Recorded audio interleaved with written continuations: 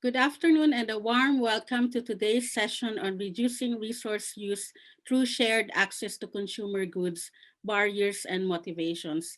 This is part of Aspect's annual event, which has been running from September to October. I am Carmela Busangit, Senior Lecturer in Marketing at the Cardiff Business School, and together with my colleague, Dr. Nicole Kunig-Lewis, Associate Professor in Marketing, we would like to showcase how social science, that is consumer research and research into businesses, can contribute to providing solutions to sustainability issues. We are very pleased to have business panelists with us today. We have Eve Keke, founder of Bandly, a subscription box for baby clothes, and Chris Hallowell, founder and director of Edinburgh Tool Library. Thank you for joining us today. We would let them say more about themselves and their business or organization later on with their interesting stories on how they started their business or social enterprise. As a public value business school, we recognize the role that businesses have to play in tackling some of the grand challenges we are facing. Our research aims to gain an understanding of sustainable consumption and sustainable business practices. We examine ways we can nudge people's behavior towards more sustainable choices in their everyday life. It ranges from sustainable food consumption, eco-label and ethical sourcing of jewelry to impact of festivals and sharing economy. For this session, we will focus on exploring the emerging trend of renting or sharing as forms of access-based consumption that can contribute to the circular economy. Consumers' role in the circular economy is under research, and for this to be a viable solution to addressing issues on waste and the environment, efforts should go beyond businesses and manufacturers. There is a need to understand consumers' willingness to participate in the circular economy as end users of products. For example, shifting from buying brand new to renting or sharing to expand product lifetimes. Uber and Airbnb as access-based business models have been very successful and have gone mainstream. However, it is different for everyday consumer goods such as clothes, toys, baby clothes, and household items. Is there still stigma attached to renting or borrowing these items and not in using Airbnb and Uber them? In this session, we would want to explore with Chris and Eve whether renting or sharing will ever become normalized as a form of consumption and identify the challenges adopting this kind of business model, as well as what kind of support would they need to tackle these challenges in making renting or sharing mainstream. We would start with Nicole for an overview of our research. Then we will hear from Eve about Bandly and Chris about Edinburgh Tool Library. At the end, we have some time for questions, so please feel free to send us your questions using the Q&A box. But before we proceed, we would like to hear your thoughts on renting or sharing. If you could just please grab your phone, type in menti.com on your browser and enter the code that is showing on the screen to answer some of our questions. Nicole, can I hand it over to you? Yes, welcome everybody, and thank you so much for joining our webinar. Just give you a few more seconds to write down the code. The code will also appear on the chat function. So if you can't remember the code, please go to the chat. Carmela, can you put the code into the chat, please? Okay. Okay, so let's have a look at our research. Before we start, I would like to set the scene why we were interested in this particular topic. We do know that we live in a consumer society with very materialistic lifestyles, especially in the UK, because most of the products now are far more affordable than 20 to 30 years ago, and it's very easy to obtain those. Overall, consumption levels have increased immensely. Here's an example from the clothing industry. And we also know that in the UK, more clothes are bought than in any other EU country.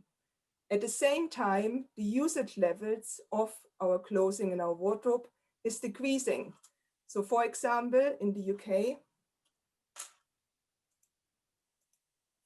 30% of our clothes have not been used for at least 1 year, and that amounts to an estimated 30 billion pounds, as estimated by RAP. Also, research by McKinsey has shown that 1 in 3 young women consider clothes old after wearing them only once or twice. If we go away from clothes, also in terms of household items, just think about your vacuum cleaner, think about a carpet cleaner, think about your power tool. 80% of household items are used less than once a month, and that is based on research by the Ellen MacArthur Foundation. Also, the average car remains 96% of the time idle, and now during COVID, it is probably even higher. However, everything we consume also needs energy and resources to create. And this current linear system of make, buy, use, and dispose puts a lot of pressure on natural resources such as water and energy. And it's also linked to higher pollution levels and negative societal impacts. Just thinking about the issues around fast fashion.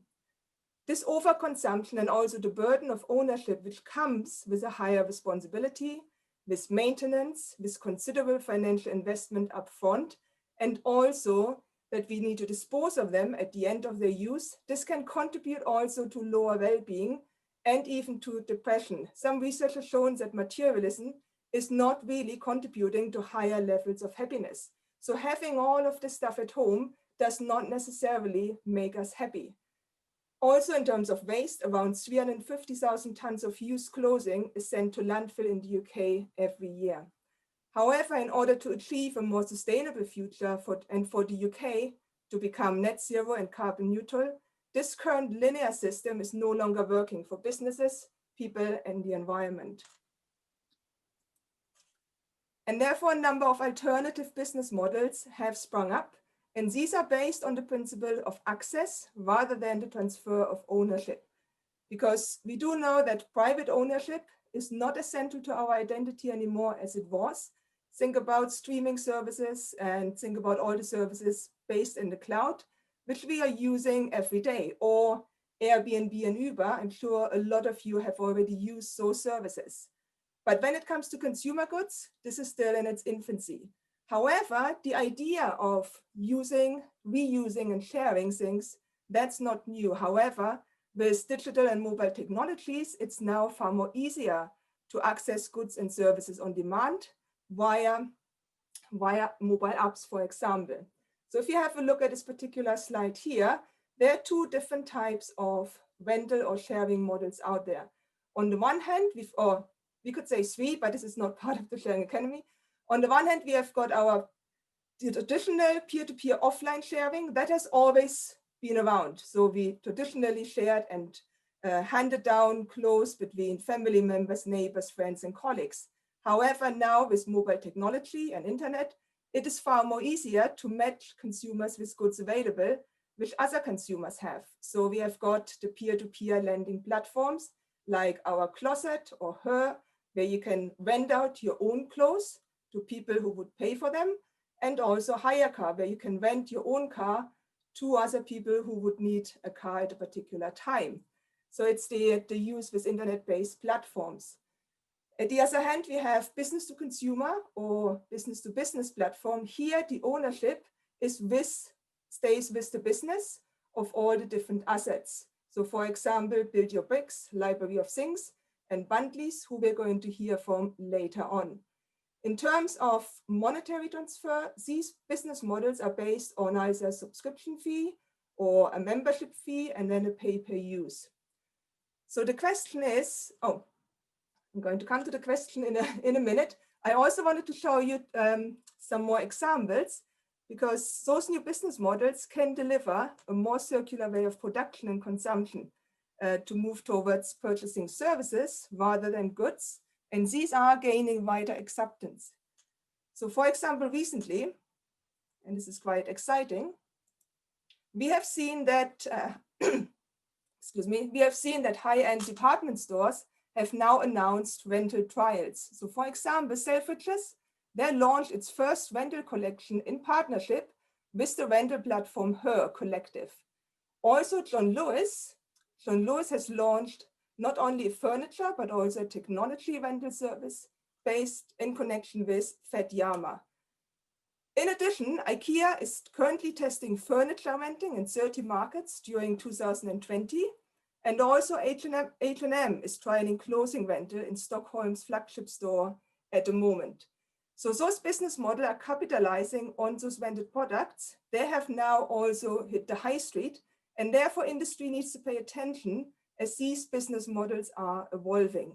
And are these signs that vending consumer goods could actually become mainstream in the future, but could be our default option when we think about, I need a new shirt, I need a new suit, or I need a new power drill. So what role does academic research stay in this? Well, we were really interested in terms of what would be needed for these new models to become mainstream, and to what extent, and this is really important, is where social science research comes in, because we are looking at how people behave. And this would be very important to get more information about to what extent could manufacturers and traditional retailers then leverage the growth of sharing economy, and also, very importantly, generate revenue by vending these items. However, when we look at research, relatively little knowledge is around at the moment how consumers perceive those alternative consumption models, specifically underlying motivations and barriers to vending everyday consumer goods. And there's a general gap in knowledge about the social psychological effects of shared consumption on the individual. So we did a research project which was funded by the British Academy, the Leverhulme Trust, where we employed a mixed method approach, including interviews with platform owners, focus groups with consumers, a large online survey with 1,500 UK adults aged 18 to 54 years, and a series of experimental studies. And the question was, well, what are the underlying perception and attitudes towards renting everyday consumer goods? Would this be an option considered by consumers? What did we find? Very interesting. We found that there's still a lot. Our research specifically showed that awareness and experience of vending everyday consumer goods online is still very low. So only 32% of people would find it easy to rent consumer goods online. However, about 2/3 had no experience with renting consumer goods via online platforms. 65%, they were not aware that these rental platforms even exist, that you could actually rent baby clothes or that you could rent a power drill. 66% said they didn't know much about vending, how it would work via an online platform. So people know how to buy things, people know how to buy online, but how do I go about with vending? So there's still a lot of work to be done in that area. Furthermore, we asked them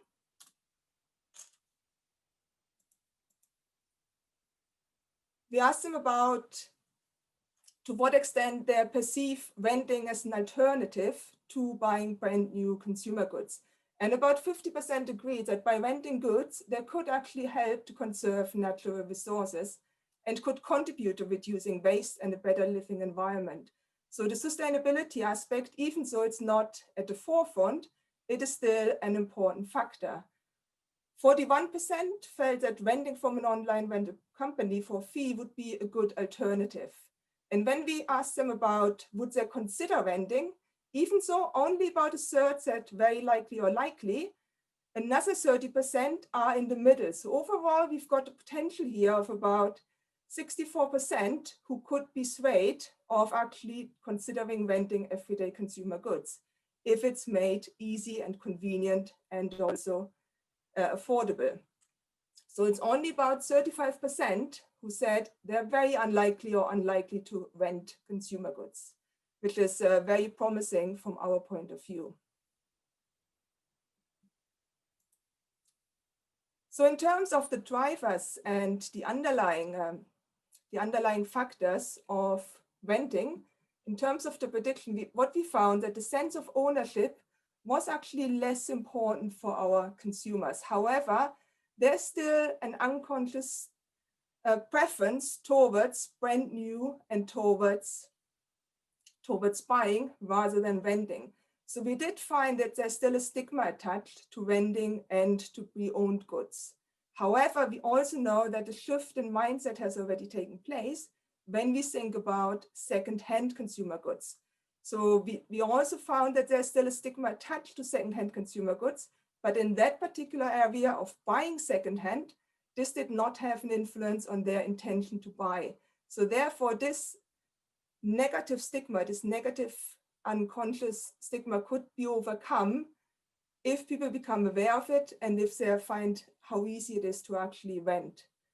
Sustainable benefits linked to renting could also serve as a positive self-stigma. It could make people feel good about themselves. What we did find for younger people, those percentages are even higher. So 41% of our 18 to 24-year-olds would feel proud to rent consumer goods. So in terms of our predictors, we found that particularly personal norms and subjective norms were really important. So trying to, that people felt they would feel proud, guilty if they were not renting, but also if it's socially approved by others. So again, if awareness level and if more and more people are trying out those services, this could be a very good way forward of coming over to the next level and to make it more mainstream. One of the barriers here is particularly in terms of the perceived behavioral control of how easy it is to rent from online platforms. The easier that gets, the more likely people would also try those services out. And in terms of contamination concerns, there were about 50% who said they had some concerns. However, this could be overcome by a number of processes the companies could take over. Okay, so these are the results from our research. However, this is not. We are not the experts in this. We only wanted to get some information from the consumer side, and a lot of our consumers, if we could see, they did not have any experience with it. So for this particular webinar, these would be very interesting to hear businesses too. And I give back over to Camilla for a minute. Camilla?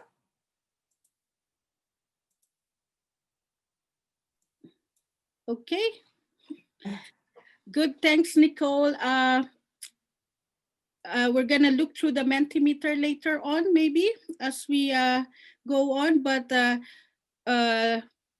Eve and Chris, could you just please introduce yourself and share with us your motivation for putting up your company and library? And maybe we can start off with Eve. Lovely. Hi everyone, I'm Eve Keke and I'm the founder of Bundly. And Bundly is the UK's first baby clothing rental service, and we give parents a more sustainable way to dress their child as they grow. So I'm not a parent myself, but I have much younger siblings, and there's like an 18-year age gap between me and the youngest. So when I was a teenager, my house was suddenly overrun with all of these baby products, and it just felt like they were just outgrowing clothes after clothes. It literally felt like I was surrounded by mountains of outgrowing clothes. And actually babies outgrow 7 clothing sizes in their first 2 years, and this can lead to so much waste. So I kind of had this idea for a rental service. I thought the rental model really applied to baby clothes because of the limited use life of them with one baby. So I went and did a master's in enterprise, where I spent a year researching the concept, kind of doing a bit of a similar thing to Carmela and Nicole's research, where I talked to parents, surveyed them about their motivations and barriers, and just really learning about their perceptions of a rental model for baby clothes. And then ultimately that research kind of resulted in the birth of Bundly. So I've been running Bundly for 2 years now. We operate on a rental subscription model. So parents join and pay a monthly subscription fee, and that allows them to rent bundles of clothes. They keep the bundle of clothes for as long as they need that size, and when their child's outgrown those clothes, they just swap them for the next size up. And we take those returned clothes, we professionally wash them, we sanitize them, and then they're ready to go to the next renting family to enjoy. And what I've noticed is it's not just the positive environmental impacts that switching to renting makes that parents are joining for. They also love the other factors that go alongside that. So the fact that it's more convenient, they're getting clothes delivered to their door, they can easily get rid of outgrown clothes whenever they need the next size up. So it's also space saving as well. And also the affordability, the fact that they're able to get really great quality clothes at a flat monthly price is something that parents love. So we've received support from Climate Kick, which is an accelerator for low carbon businesses, and we're also currently doing an Innovate UK funded project right now. And we've also been featured in publications like The Guardian and Vogue magazine, which has been really, really cool. And now we've grown a community of hundreds of parents who are all renting their babies' wardrobes, and we've saved thousands of garments, over 9,000 kilograms of CO2 equivalent, and over 1 million litres of water. So I feel like we're really starting to gain momentum, and that's why I'm so excited to be talking about this topic today. Great, so I'll just jump in here. So my name's Chris Hellowell. So I set up the first sharing library, tool library in the UK about 5 years ago, which started off, started off in an old police box, and has grown now to have, we have a sort of depot, tool depot library, a second library and workshop, and another wood workshop. So we've grown quite a lot. We have around 1,000 members in Edinburgh, and just under that. And last week we completed our 20,000th loan, which, if you look at the sort of average cost of, or the cost of our average tool that goes out is over 50 quid, which means that we've given Edinburgh over £1 million worth of value in terms of what they've saved on what they would have spent if they'd gone out and bought that. So there's a lot of, I think, like Eve, there's a lot of people who are members of the tool library because they want to live more sustainably, but I think there's also a lot of people who that's not something that's necessarily crossing their mind when they join. They just want to save money, save space perhaps, but also that sort of unnecessary expense they're trying to avoid. And we have a sort of two-tier membership, and the subsidized membership, which is for people on benefits or in full-time education. That's actually 32% of our membership, which means for a tenner somebody can borrow as many tools as they want, as many times as they want for a year. And really that's one of the things that I think sometimes I think actually there's probably people who are members of the Edinburgh Tool Library who are climate change deniers. That it's not necessarily the motivation for everybody, but it is a sort of behaviour that we're trying to encourage, and obviously we work in terms of trying to then draw those links together. The other things that we get, because we have this, we're not peer-to-peer lending, we're the sort of conduit to lending.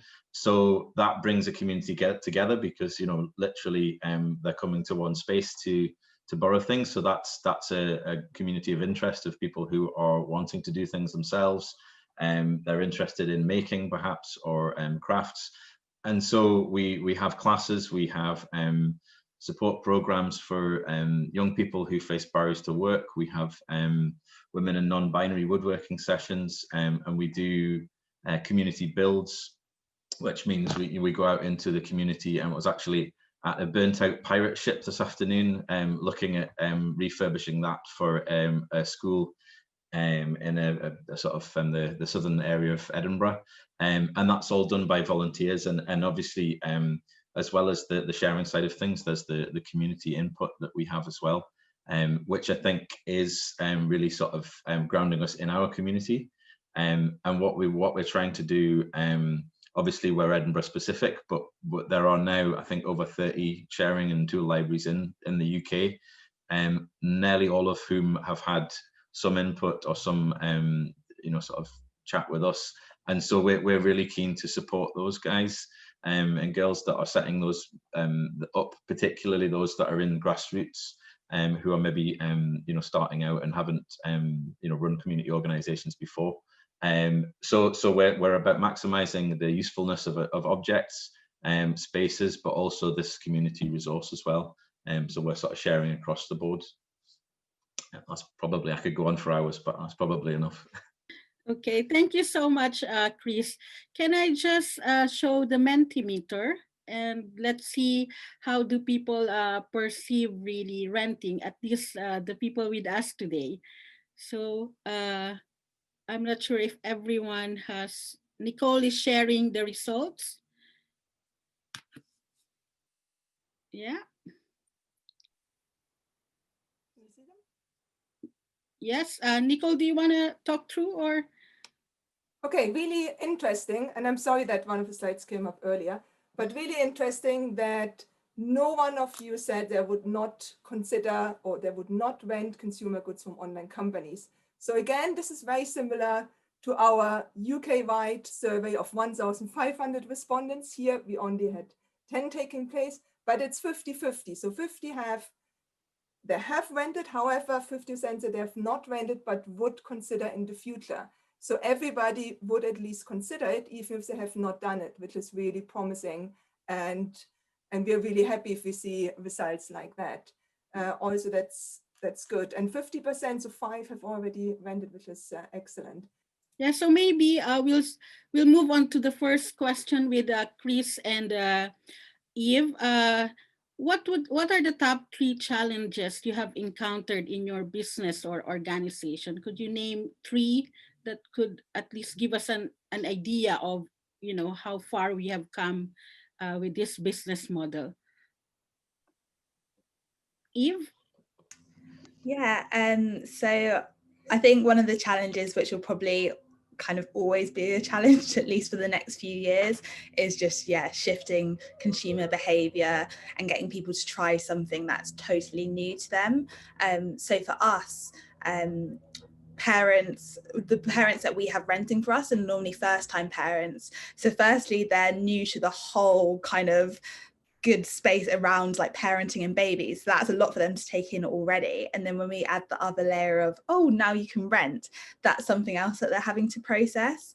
So I think for us, we've just found like educating people about how it works, educating them on the benefits, and also providing a lot of social proof is key to getting people to shift their behavior. And I think that was something that your research found as well, that just people seeing other people doing it is more likely to make them do it. And I think especially for us, parents like to hear from other parents that they did something for their baby, it worked for them, and then they're more likely to try it themselves. So I'd say that's kind of an ongoing challenge. Chris, do you want to do one? And then I'll come back and do another one.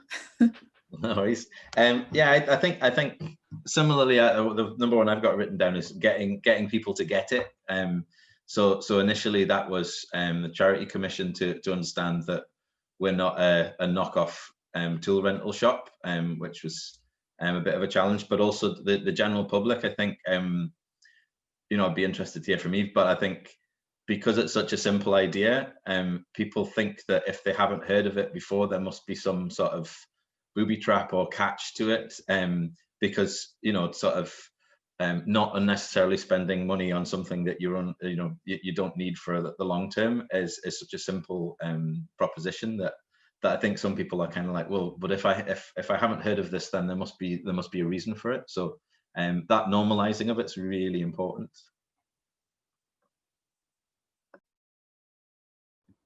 Yeah, I guess I was going to. Oh, sorry. No, I just say, I definitely agree about it. It kind of seems like one of those things that when people hear about it, they're like, wait, that makes so much sense. And then they always say, why haven't I heard of this before? Because it does seem to make sense to people. I think another challenge is kind of logistics and inventory management. It's less about consumer perceptions now, more about like actually making sure the stock gets out to the customer, comes back in, gets sent out again. So that inventory management side of things is quite a challenge. We because we also run on a subscription model as well as a rental model, we've actually made our own inventory management software with our Innovate UK funding, because we were just finding it too hard to track everything in spreadsheets. So that's another challenge. Chris? Yeah, so I one of the things that I found quite challenging was limiting my ambition. So one of the questions we often get asked is why a tool library and not a library of things? And I think you know, the more things you offer, the sort of, it becomes this open-ended thing that that can be quite nebulous, and you know, there's obviously lots of other things that we would like to share on top of tools. But I think what we're really doing now is, you know, it's a bit of sort of proof of concept, and the you know, that background stuff, the inventory management, the maintenance, obviously that's a really, you know, the health and safety side of things is really important to us as well, particularly at the moment. So you know, we've learned how to do that, and then we can apply those lessons to a broader kind of inventory of things. So, you know, other household objects, things like luggage, you know, that are massive and in the way, but actually, or at the moment, you probably don't need your luggage to go on holiday, but generally it's maybe only once a year you would need something like that, and the rest of the year it's clogging up your cupboard. So so yeah, sometimes it's about, for me, it's about starting to say no to some of these things, rather than yeah, we could share everything, drop your speedboat off, and you know, we'll take a caravan, and suddenly we run out of room very quickly. Okay, Eve, the last challenge for you? The last challenge, which I guess is a challenge for every business, is just funding. So there's SEIS and EIS kind of tax relief available to investors in early stage businesses, which is a great incentive for investors to invest in startups. But there's a clause which prevents leasing businesses from getting that tax relief for their investors. So it basically means if you run a rental model business, you can't actually access that tax relief, which makes your investment proposition a bit less attractive, because otherwise investors could basically get back half their money in tax relief.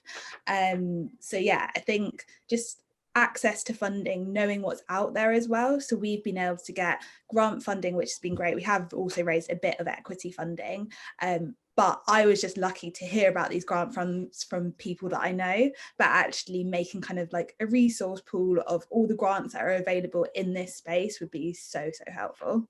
Good. It's really great. Chris?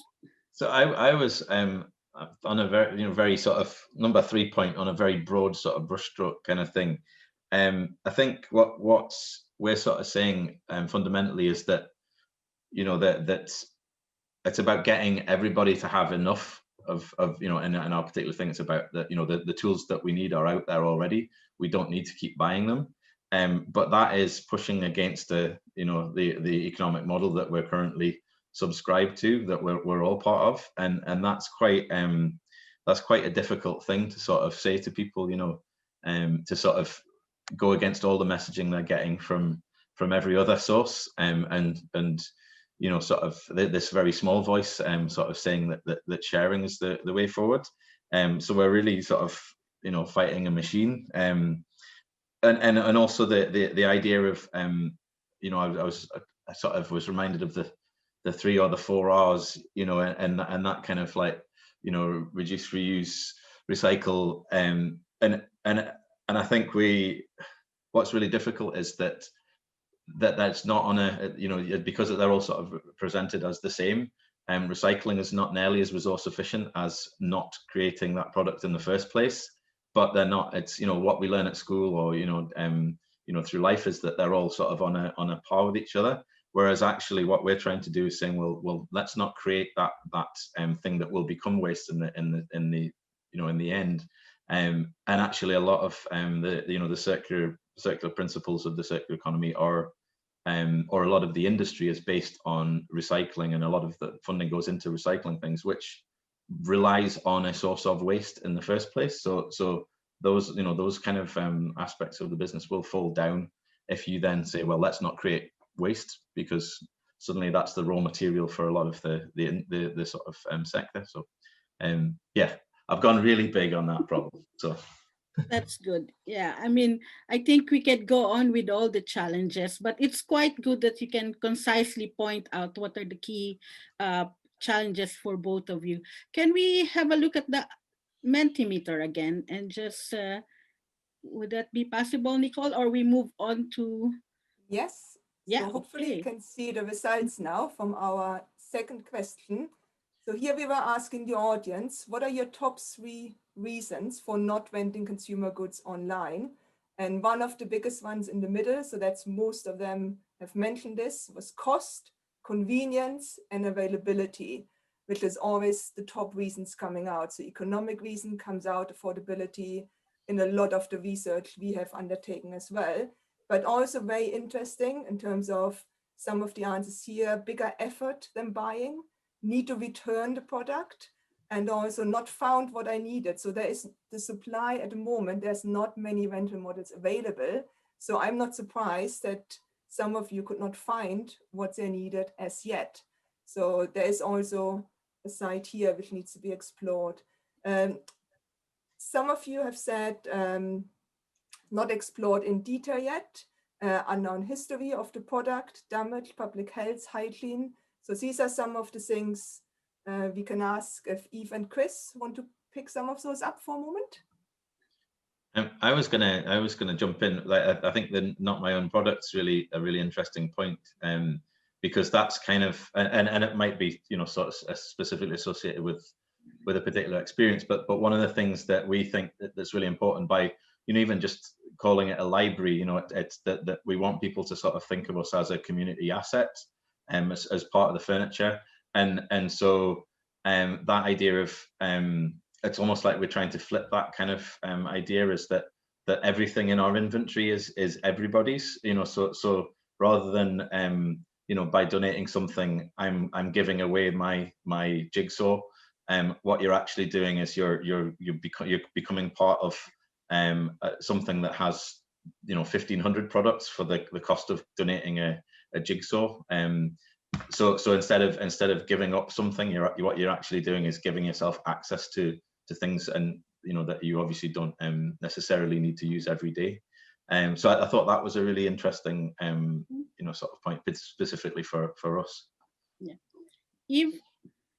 Yeah, I think definitely like the points that have come up the largest are convenience and cost. That's definitely something we've noticed as well, is that we need that convenience and we need the price to be the right price for people to join. Like no matter how sustainable it is, they're not going to join unless those other 2 factors are there. And then also the cleanliness as well for us.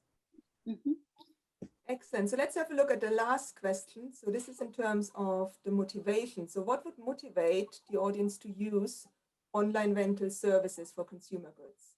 And on top, only if there is a temporary need for the product. So that's very reassuring, because that's where we can see rental working at the moment, particularly thinking about Eve's offering in terms of baby and maternity clothes, in terms of baby clothes, but also the second one is very interesting, the sustainable option, reducing carbon footprint. And only on the third is the economic value. That's cheaper than to buy. Then we've got access to more variety. And the last one, access to high quality products. So what do you make of those, Chris and Eve? I think it's really interesting. So like one of the things that we're sort of trying to look at now with the tool library is about the communication of all the social and environmental impacts that we have at the tool library, and we're really starting to think about, well, what are people's motivations for joining the tool library, and what are perhaps their sort of secondary motivations. I mean, from our point of view, I think we've got a because we're operating in a slightly different sort of realm to Eve. We are potentially offering someone for £10. I think the average UK household spends £110 a year on tools. So for 10 quid, 110 quid will get you a good drill, once. Whereas for £10, you could get, I think we've got 1,300 and something tools now.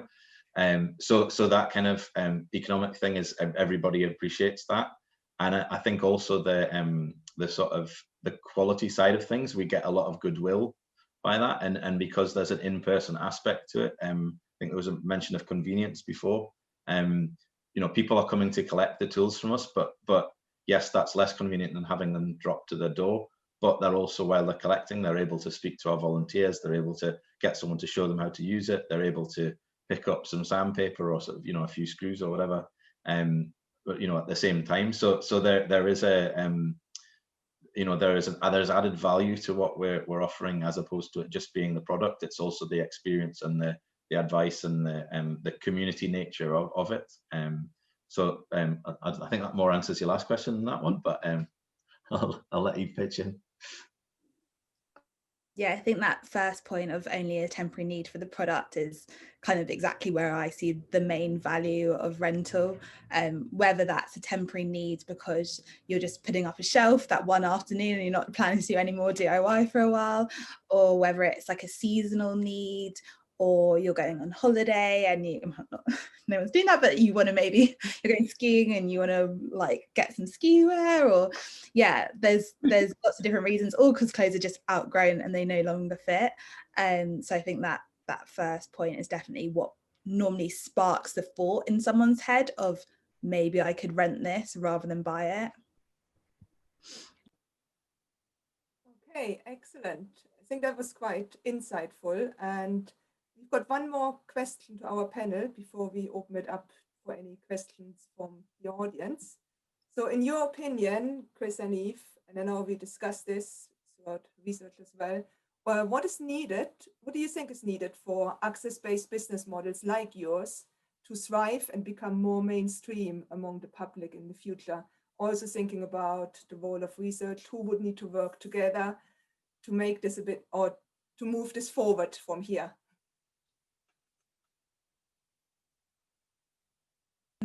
Eve, Chris, do you want to go first? Sorry. Sorry, that was me offering the floor to you. Now I'm stuck. No, what I was going to say was, from our point of view, I think the collaborative side of things is really important. So, like, either we need to, like, whether it's collaborating with universities with educational side of things to understand this in terms of what do we need to do to make things more collaborative and more appealing to our potential members, but also I think it's really important to collaborate with local authorities, with government. I think for me, there should be there is a library in most communities around the UK. The fact that those libraries they only supply books, that was at some point that was decided a long time ago, but why not apply the same thinking? A lot of the reasons and where you would put a book library fit exactly the same sort of things that we require in terms of access to public transport and being part of the community. And so I'm really keen to sort of see this kind of model, because it's very adaptive. There's over 400 sharing libraries across the world now, and you'd be lucky to find 2 that have exactly the same model. And so it means that that's a very, you can cut your cloth to fit. So whether it's a small community with a handful of members who just want to save a bit of money and not have to drive 50 miles to the nearest hardware store to get a tool, or whether it's something like we have, which with thousands of members in a city, you can make it what the community needs, and it can be something that is like a sort of keystone to that community. But it does need that collaboration. So it needs educational institutions to be backing up and working with us to find out the reasons for things. It needs local authorities. It needs like Eve was saying, government to be thinking about what are the mechanisms that are preventing these things from happening. So something as simple as a line in a document that is holding up this kind of sharing revolution. I think it needs to be this collaborative kind of joined up thinking. Yeah, I definitely agree with that. And I guess following on from that as well, partnerships with big companies, so like big brands actually like putting their marketing spend behind these kind of models. Obviously, for a big brand to actually shift away from the linear model, that's going to take years. And I know some of them are keen to do it, but like it's just kind of a drag for them to get there. And yeah, some of the examples that Nicole provided earlier of these larger brands partnering with startups and doing pilots with them and putting actual big spend behind their marketing and PR of those campaigns, I feel like will really help. Even if for the bigger brand, they're more of a stunt, it's still helping to get the word out about renting. I was actually on the phone to kind of like this elderly relative of mine the other day, and she was saying, oh, like, did you hear John Lewis are doing this rental scheme now and stuff like that? She was like, I never actually considered renting before, but stuff like that is actually making her think that that's an option. So yeah, I think just getting the word out, because startups like ours, like, we can't compete in terms of marketing spend with these large companies. And then also from the educational side of things, I think it's so great just having that research that can inform startups about consumer perceptions, because I think quite often a lot of us are very sustainably motivated and we're kind of in this sustainability bubble. Most people around us really care about it, and we just assume that like all consumers care about that, but actually getting research which is more reflective of the wider population's opinions, I think that's really, really useful. Yeah. I was just going to say, just to follow up on what Eve was saying, like we really are sort of useful data mines for that sounds very suspicious in these days, but in terms of, you know, when we're talking about you know, the tools and the tools that are being borrowed, the equipment that we're lending out is getting, you know, road tested to destruction in most cases, you know, and we, you know, there's a lot of information that we have that would be useful to the people who are manufacturing those tools. So you know, components that break down, you know, what's a good version of this drill and what's a terrible one, what was the design thing that was brought in the manufacture of this that is you know, okay, you know, we've got 20,000 loans that we could look at, so we can even just ourselves start to look at those trends. But if you then, you know, multiply that up and you've got, you know, 300 tool libraries with all that kind of numbers, then suddenly you've got a huge bank of data that is very useful to the people who are making that. And I think for me, what ultimately what I think tool libraries are trying to do, you know, with that sort of mainstreaming that we're talking about, is really pushing the manufacturers and the you know, the people that are involved in the journey of these you know, artifacts into thinking about, well, how do we make it, because our market wants them to last longer. Like, what materials do we use? You know, what components do we use? How do we make them more modular and more repairable? So we're changing the you know, the sort of starting point of what they are, and I think that's really important. And I think we are, you know, Eve's business and myself and people in this sort of grassroots sharing home are really good good resources for the people that are making these things in the first place.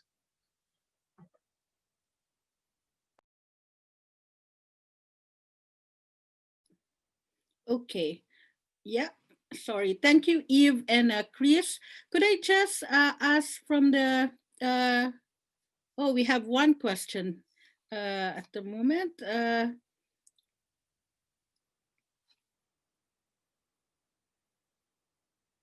Oh, it's more of a comment. Should I just read? Thank you for such an interesting webinar and great to hear from Eve and Chris. It is wonderful to see more and more companies setting up similar business models.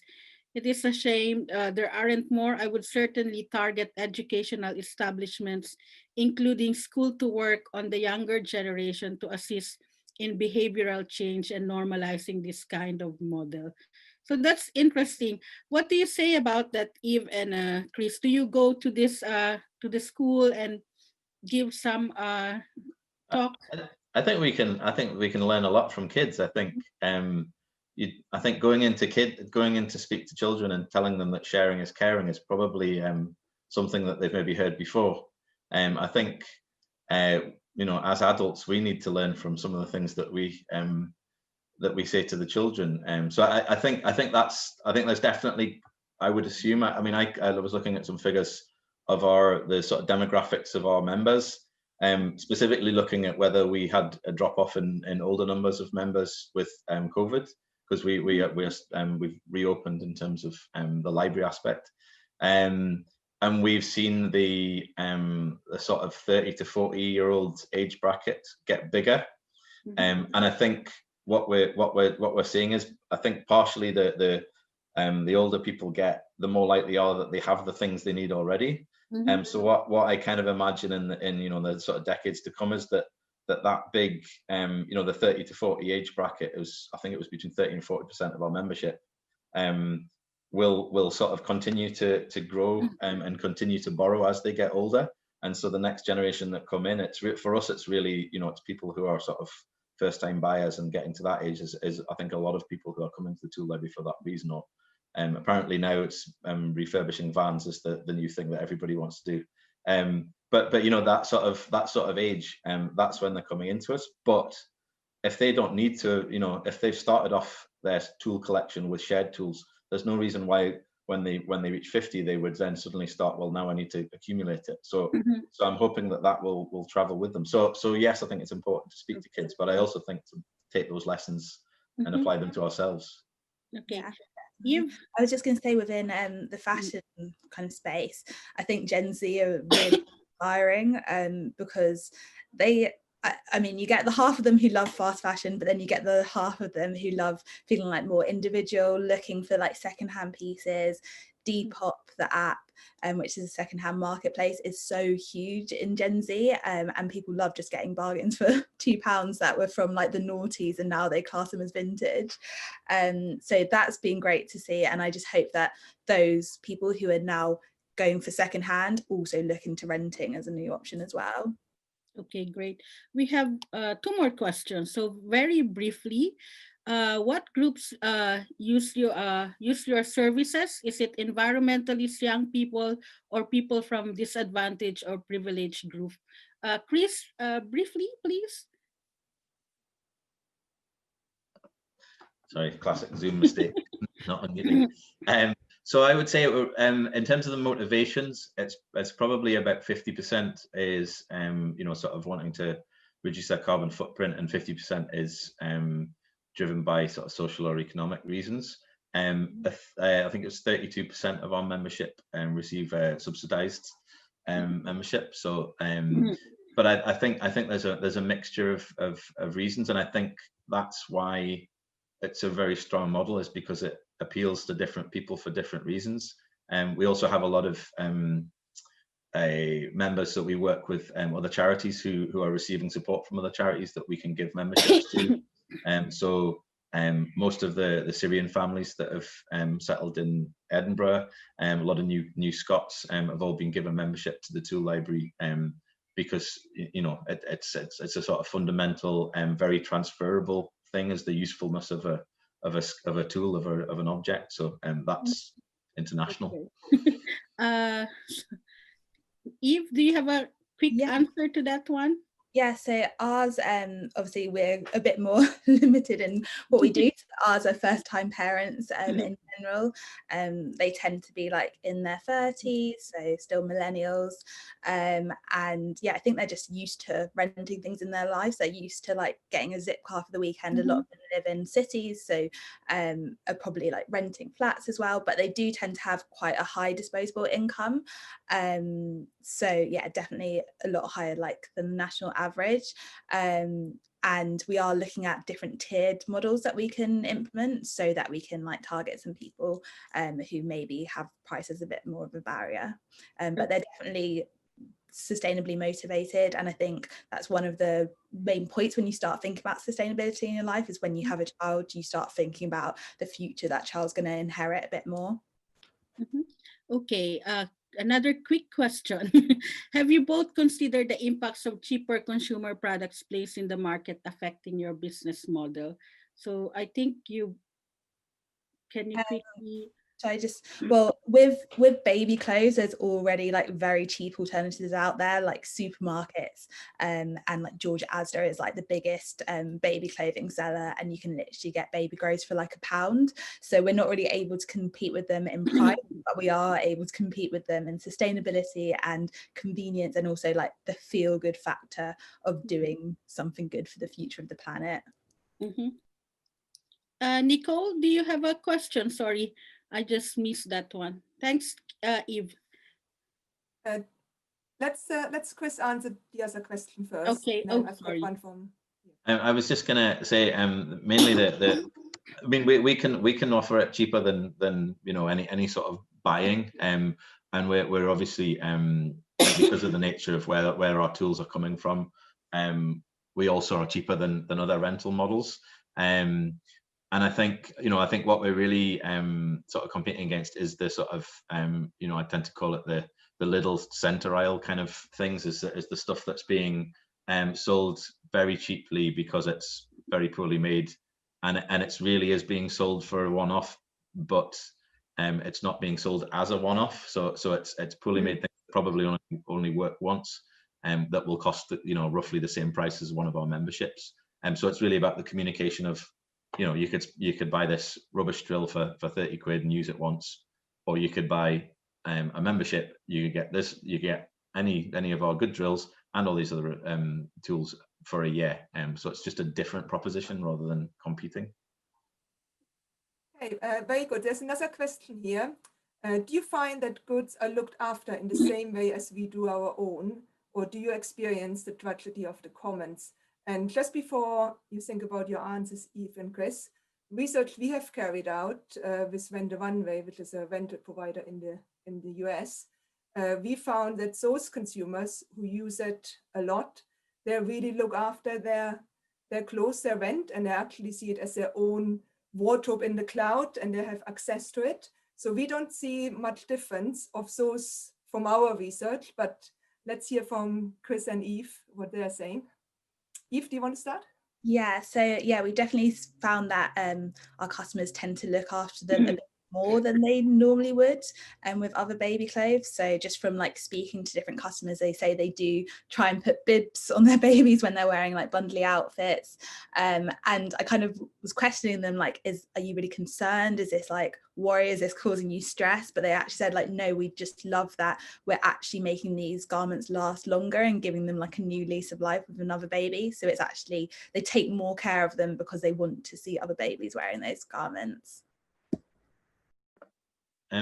Yeah, it's a very interesting question. I think because of the nature of what we're lending out, it's hard to tell whether somebody's been using a concrete breaker in a gentle and caring manner. So but I mean, certainly, in terms of when things do break, there's been a lot of very unnecessarily apologetic emails, and we've had people who've kind of not got the point of the tool library, who've turned up and said, "Oh, I broke this, so I went out and bought you a brand new one. Here you go."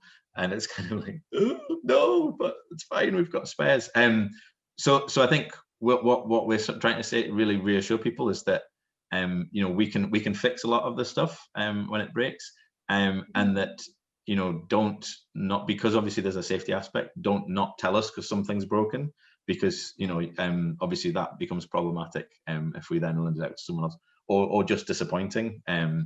So we don't want to be lending anything out to anybody that's not working perfectly. So we're very much, we're not going to charge you for something if it's broken. We really want you to tell us, because chances are we've also probably got some spares as well. So it's not a problem.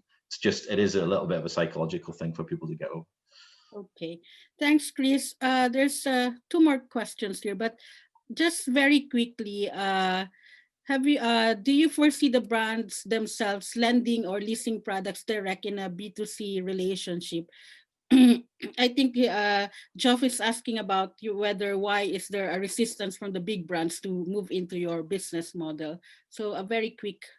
I think in general, for that part of the question, big brands are very intrigued by it, and I think they all realize that the world is going in that direction, but just moving like a massive giant, it's like trying to push a big piece of concrete. Like, it's just really hard for them to shift away from the linear model. So I think they actually, rather than seeing startups as a threat, I think they actually want to start working more with startups and piloting with them and learning from them, and then with the aim of probably acquiring the startups that they can kind of incorporate that into their business model. And we've actually started working with some brands to rent out their products, and people have been like really, really open to it. We have some great brands on board, including Patagonia, and they basically say like they would love to do it themselves, but obviously they just can't. Thanks, Chris.